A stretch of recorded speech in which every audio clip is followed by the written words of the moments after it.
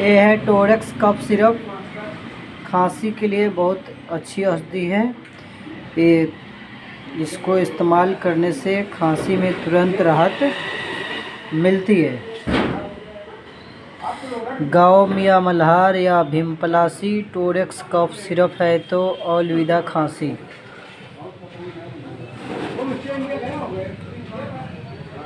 इसका उपयोग करने का तरीका है 2-2 चम्मच दिन में 3 बार लें।